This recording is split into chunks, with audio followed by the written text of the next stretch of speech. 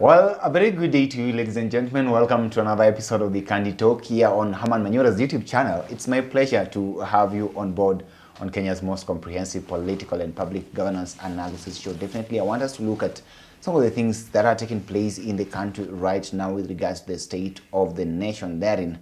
And I'm here with Wakili Willis Otieno after such a long time. Wakili, how are you? I'm fine, thank you. Welcome to the Candid Talk. Thank you very much. Definitely our audience have been asking and requesting, where have you been these past few weeks? We've been dealing with issues of governance and putting police to accountable.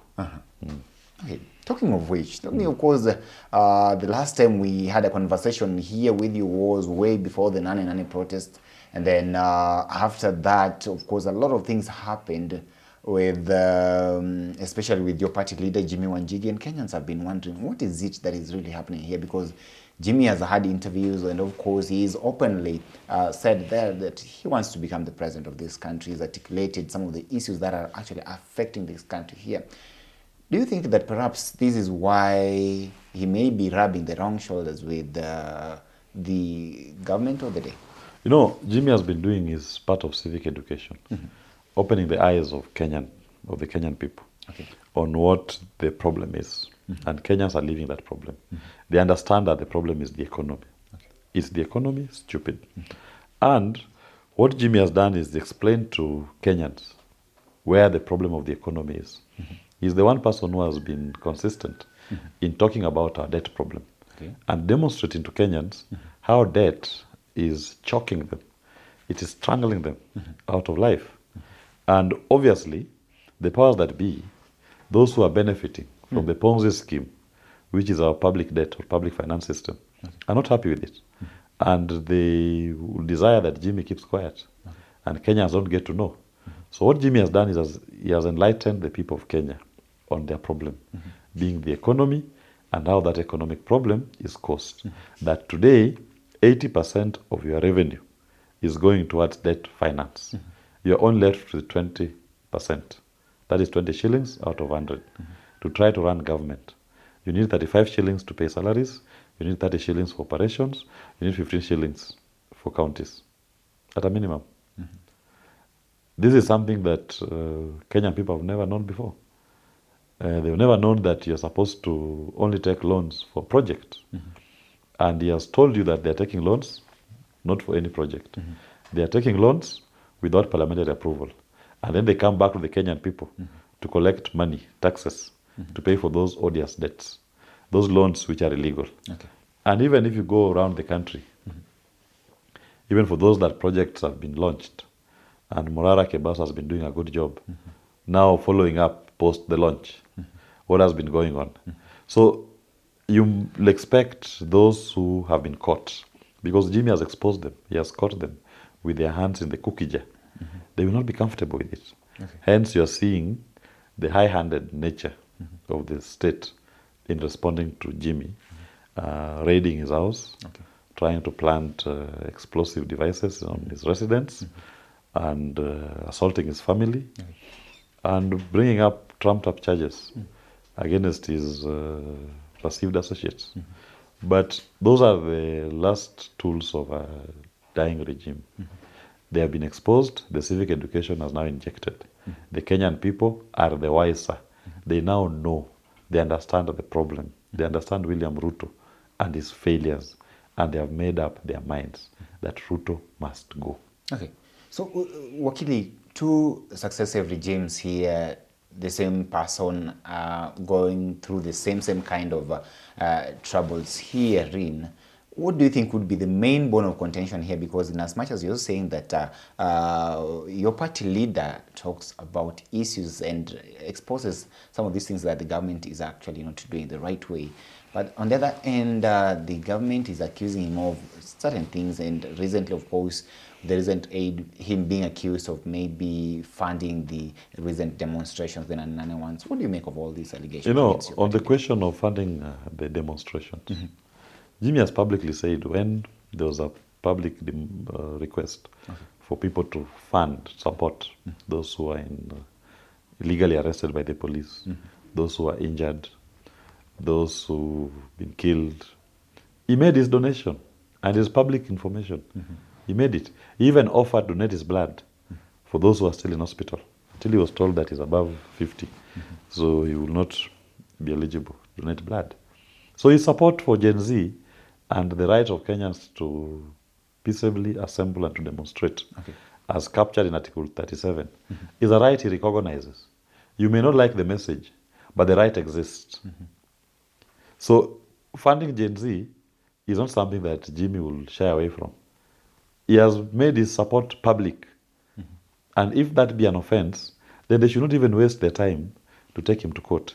They should tell him which facility, which prison to report to. And he will go there and serve his term if it's an offense. Because as far as I know it, funding Gen Z, supporting somebody in a demonstration, which is a constitutional right, is not an offense. Myself, I've offered legal aid to so many of the people who have been detained, who've been illegally arrested. I provide legal services to them in court. I've paid bail and stood bond, surety, for so many of those people. Most of them, I don't even know them. But I recognize their right to demonstrate peaceably and armed in recognition of the constitutional duty to defend and to uphold the Constitution. So if William Ruto want to criminalize the Constitution, he should say so. Then tell us which prisons to report to. Are you therefore trying to agree that your party leader was part of those who are funding this particular protest? But I've told even myself I fund it. I have funded many people in court. I've paid bail. I've attended. I've provided legal services pro bono. That is funding. So that is funding. I have bought water. So what is wrong with that? It's not an offense. Why are you trying to make it appear as if it's an offense to facilitate someone when they're exercising their constitutional right? That happens every day. How many Kenyans funded? More than 1 million Kenyans made donations. More than 1 million Kenyans have offered prayers. More than 1 million Kenyans across the country have come out to exercise that right to demonstrate. So don't get into this space of the oppressor that you try to connote that to fund. It's an illegal thing. It's not an illegal thing. I'm actually proud to be called that I'm funded Gen Z, if that exists. If my legal support is called funding, I'll be proud, and if there's a badge of honor, I'll wear it proudly and say, yes, I'll do it.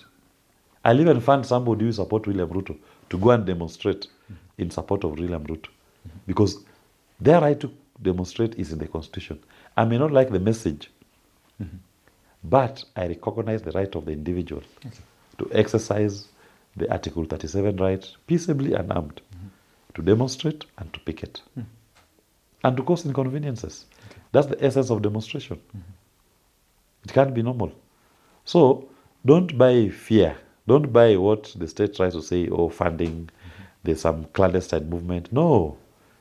The support that Jimmy has given, the support that I've given is public information. And we've done it publicly and proudly so. There is no other hidden funding that anybody is giving to Gen Z. These are Kenyans who have seen that the way things are going in this country is not the right way. And they're demanding for a better administration. So that administration should not try to gaslight you to think that you're doing something illegal or criminal. It's not. What is illegal is the abduction of the young men, the killing of the young men, the deployment of heavy police to throw tear gas canisters, to shoot live bullets, to cause disappearances, to kill and dump, to record the victims they've killed as accident victims, to deny accountability, to bring those policemen who have caused the deaths to account, for the police commanders who gave the illegal orders to continue being in office. That is what is illegal. And Kenyans need to demand for answers. Anybody who thinks that there's an illegality being committed in respect to the Gen Z riots, demonstrations, it's on the side of the state. Not a single Kenyan was killed by a civilian. All the Kenyans who've died so far have been killed in the hands of law enforcement officers. And the commanders of those units bear the command responsibility for the deaths that they've caused, for the abductions and the forced disappearances. Okay, what do you make of the manner in which the government has actually tried to deal with dissenting voices at this particular time. Of course, it's high-handed. It's high-handed. They're clueless. They do not recognize and respect the Constitution because their response has been to curtail the enjoyment of the fundamental rights in the Constitution. William Ruto thinks that the rights in the Constitution belongs to him and him alone, and only those who support him. Those rights belong to all Kenyans, and majority of Kenyans don't like him, and he needs to know that. Okay. And there's nothing he can do about it. They've withdrawn their sovereignty from him. They are exercising it directly, and he will still fail. You cannot rule a country by the gun if you purport to have come into office by the ballot. Okay. So you tell me, Wakili, why do you believe that actually Jimmy Wanjigi here, as he has put it before, is the right man to take this country back to its economic glory? Because the problem of the country today is the economy. Tell me in the political space or in the leadership space, who else is discussing the economy like Jimmy does? Go and watch him. His interviews are public records. He was on Citizen TV last week. He was on Lynn Ngugi show. He's been on Spice FM. Go and watch. What is his thinking? But he's not been here. He will come here. Okay. When you invite him to discuss the economy, he will come here. He will come here. And he will tell you what the problem of the country is. And we want to do that. And as the well. solution. Okay. The problem of the country as the economy, what has caused that economic problem, and he will tell you the solution, which he has done. And part of it, and he has said, is that you're paying odious debt. Somebody borrowed money in your name as Kenyans. The money didn't come into Kenya.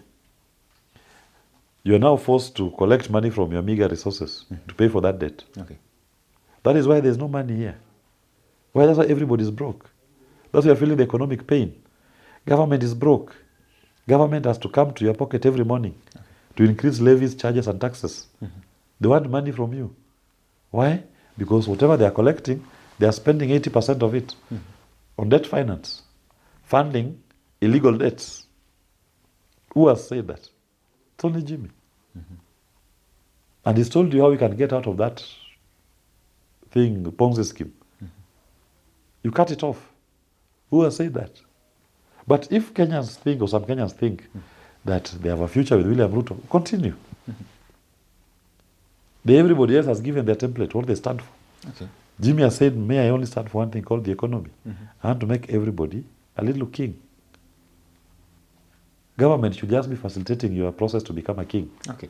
If that's the case, then Wakili, definitely Wanjigi here, Jimmy Wanjigi here, your party leader, has got the template, or at least what he believes on how we can go about certain businesses in this country in order to make sure that our economy is restored. Then why is it so difficult to speak to the government and actually present these ideas? Because there are forums where people can actually engage and give their views on how to make the country better. Because at the end of the day, it's a better country that we want. The same government that Kenyans gave their views on the finance bill, and they rejected the views of those Kenyans. The same government that in terms of the memorandum that was submitted to Parliament on the cabinet nominees, 83% of the submitted views said you reject these nominees, which was ignored.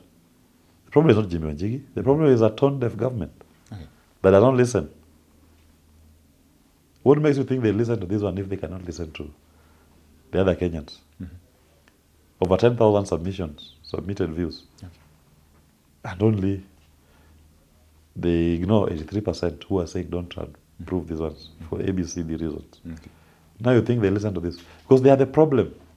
They are the cause of the problem. They will not solve it. They are the ones committing the fraud. When they go to borrow money illegally, and Jimmy is telling them stop paying illegal debts, how will they listen? They don't listen. And we don't expect them to listen. So in that set of circumstances, the only option is for Kenyans to kick them out, vote them out. And we have an administration that is dealing with the problem that the people of Kenya are facing. That problem, as I've said, is the economy. Tell me if life has become better since William Ruto became president, or has become worse. I said it on this show. What is guaranteed today is more painful than yesterday was. And tomorrow will be more painful than today, for as long as William Ruto is your president. That you can take to the bank.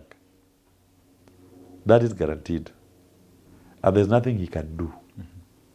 Whatever advice you give him, whatever ideas you give him, he will not change that template. That is it. So is that why you people believe that the only way out of this is a total overhaul and making sure that this the government of the day is shown the door? Tell me which other way, if they're the ones doing it. It's not Kioni or some other non-rescue person taking the debts. It's the same government, same administration. Yeah. They're the ones committing the illegality that every year forces them to come to your pocket to raid it. So there's no other way out. The only way out is for them to get out of office. They can resign, they can be removed, they can be voted out, but they have to get out of office. There's nothing we are doing here. We are wasting everybody's time, by the way. On the other In fact, side, we are just causing more pain to Kenyans. On the other side, the government is saying, if at all you're seeing that our policies do not work and you've got better ideas that you want to present to Kenyans and make sure that that actually works for this country, then why don't you wait for 2027 and then come on board, let's face each other at the ballot, instead of trying to do all these things right now before 2027? Because Article 37 provides for the right to demonstrate. Why are they interfering with the right to demonstrate? Why are they interfering with Article 1 right to exercise sovereignty directly? It's also in the same constitution. So, they should walk the talk. Don't tell us that you wait until 2027 and then when you start doing civic education on public finance, you send over 500 policemen to Jimmy's residence from different units to harass him and his family. Why? What do you fear? Face him on the issue. Come to a debate. Discuss the economy with him. Give us your response to the economy. As we wait for that 2027 of yours. And we see how far it will go. They can't do it. They've lost the people. And they cannot recover the people. Kenyans don't have the patience. Because every day is pain. More pain, more deaths. More lost opportunities for our youth. Kenyans are now hopeless. In that state of hopelessness, where do our help come from? Only comes from someone who understands the problem and is proposing to you a solution. That problem. A solution that is in the hands of the people. Not one that suppresses people's voices. So this time round, you're saying enough is enough and you believe that your party leader, Jimmy Wanjigi, is the man to change this country. Tell me any other person who has the same economic ideas like Jimmy Wanjigi. Well, we are here. Sailusema langu jicho. Our eyes are on the ground, our eyes are focused, and we wish you people all the best, but then we're still waiting here to see what happens there. And by the way, what happened to his aide, all those people who were arrested during that particular moment in time? Those young boys from Jacaranda who were arrested, they were charged in court for possessing explosives. Explosives which were planted by the police. And they are now out on bail. We will deal with the police in court. The beauty about all of this is that the police don't have their own courts. When you go to court, they're just like us. They also just have to prove what they're claiming. The power of the police is just when you're still in the police cell. Once you fear that, you overcome that fear. There's nothing they can do to you. What can they do? Why should you fear them? They are there to serve Kenyans. Okay. Ladies and gentlemen, let's wait and see what takes place between now and then. But our eyes are still on the ground. We'll keep you updated with comprehensive analysis of all that is taking place within this country and across the borders. In case you're watching us for the first time, definitely you have the chance to subscribe to our channel here and feel free to support us as well. Till we have this conversation again, have yourself a lovely day. My name is Evans Okinyi.